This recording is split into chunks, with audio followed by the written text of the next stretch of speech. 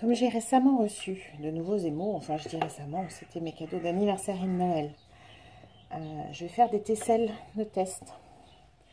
Et je me suis dit que j'allais filmer ça. Pour pouvoir... alors j'ai déjà une vidéo où je montre en live comment on fait des tesselles. Ça c'est le résultat une fois que c'est biscuité. Mais je vais donc faire des tests et je vais filmer ça. Bonjour à tous. On va donc faire des tesselles de test pour des émaux que j'ai reçus presque récemment. Alors, c'est des émaux tout prêts, les émaux en question. Et donc au pinceau. C'est des émaux que je ne connais pas encore. Mais comme c'est des émaux des marques Amaco et Maiko, c'est des émaux dont je sais qu'ils sont très stables. Donc je ne fais pas tellement des tesselles pour vérifier à quel point ils coulent ou des choses comme ça. Je fais plutôt des tesselles pour voir comment ils sont compatibles avec ma terre, pour voir éventuellement comment ils sont compatibles les uns avec les autres. On va faire 2-3 superpositions. Parce que même un émail tout fait et donc extrêmement fiable, il faut le tester. Alors, on est sur des...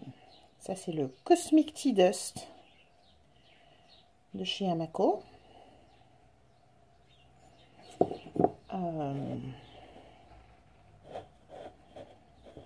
C'est-à-dire le PC63. Et je fais une première couche que je vais laisser sécher. Alors, je sais pas si je pense que la caméra le filme bien. Cosmic Tea Dust, il doit y avoir de la poudre de mica dedans.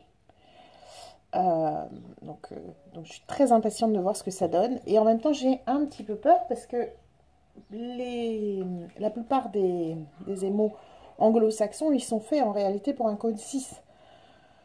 Et moi, je cuis qu'au 9, c'est-à-dire une cinquantaine de degrés plus chaud à peu près.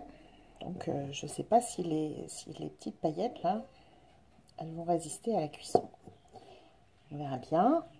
Là, je considère que ma première couche a suffisamment séché.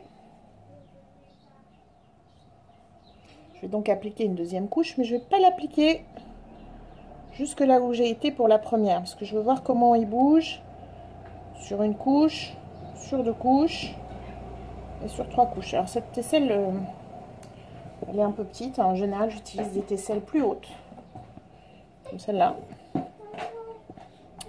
C'est plus facile de faire plusieurs couches avec des tesselles plus hautes.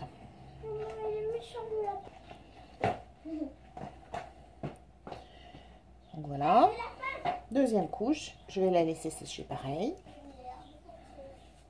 Et quand elle sera sèche, j'appliquerai une troisième couche. Là, je vois que ma deuxième couche, elle a coulé un petit peu. Mais c'est les côtés, donc c'est pas très grave.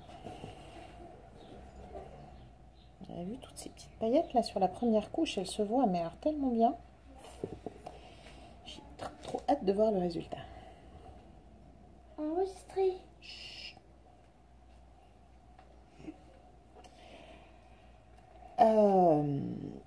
Pour me souvenir de ce que je mets sur chaque tesselle, parce que parfois elles peuvent se ressembler beaucoup, je mets des numéros en dessous. Et dans mon cahier de suivi de mes cuissons d'émail, où je note absolument tout ce que je fais, et où je note aussi les cuissons, les courbes de température que j'applique, etc. Je note le numéro et je note ce que j'ai mis dessus. En l'occurrence, le numéro de celle-là, eh ben je ne l'ai pas fait, parce que j'ai pris la dernière. 29, 31... Ce sera donc 32. Alors j'ai sorti 9 tesselles. J'en ai numéroté 8. Et j'ai réussi à prendre la 9e pour faire ma démo avec Cosmic Tea Dust. C'est bien ou pas?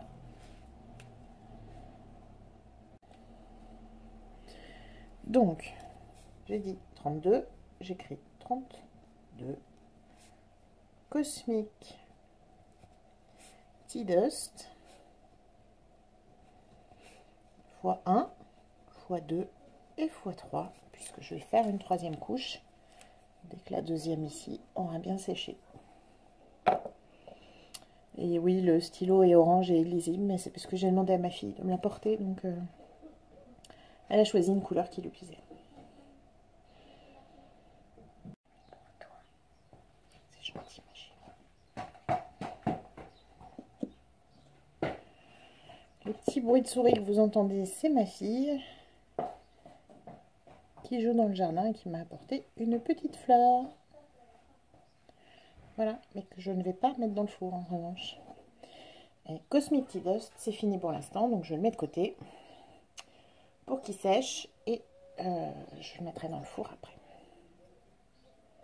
Alors un autre que je veux tester, attendez, pardon, il y a le manche de mon pinceau dans le champ, c'est l'Obsidian, toujours de chez Amaco.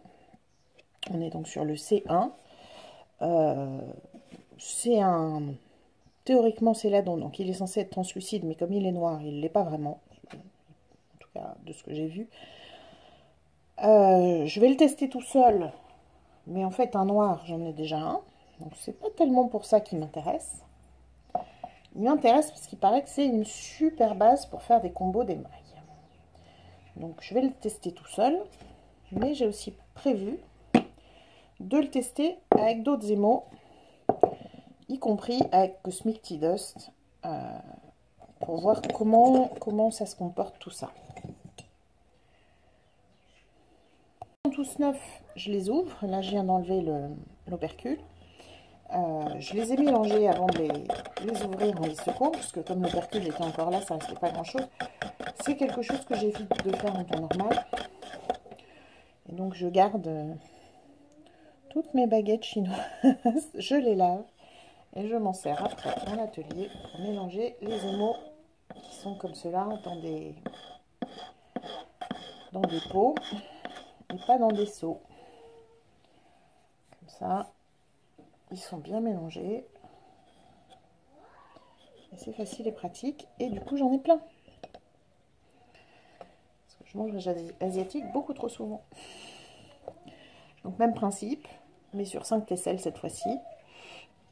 Je vais faire une première couche, puis une deuxième couche un peu plus haut, puis une troisième couche un peu plus haut, etc. Pour l'une d'entre elles, celle-là, qui sera celle de l'obsidiane tout seul. Pour les autres, je vais mettre l'obsidiane en 3 couches uniformes partout. En revanche, je mettrai les autres émaux dessus en 1, 2 couches, 3 couches, pour voir à quel point ça change le mouvement. Je reviens quand j'ai fait ma première couche. La première couche, sur les premières tesselles, elle est déjà quasiment sec. Je vais donc passer à la deuxième couche, puis à la troisième. Bon, je pense que passer des couches d'émail au pinceau, vous avez à peu près compris le process. Donc, je vais passer à la suite. Et je reviens après. Hop. Sur cette dernière tesselle, qui est celle de l'obsidienne tout seul, je fais comme pour le Cosmic Tea Dust. Je laisse une partie avec seulement une couche. Et je crée une couche. Alors, ça a coupé. Je ne sais pas trop où ça a coupé, donc je vais recommencer une partie. J'utilise donc plutôt les tesselles striées pour les tasses d'émaux seules, parce que ça me permet de voir comment ils se brisent sur les arêtes. Et celles où j'ai oublié de faire des stries, ben, je vais les utiliser pour les combos, pour voir comment ça glisse. Je viens de penser à un combo que je voulais tester, donc je vais faire une 6e tesselle avec l'obsidiane en base. Et donc voilà. Quand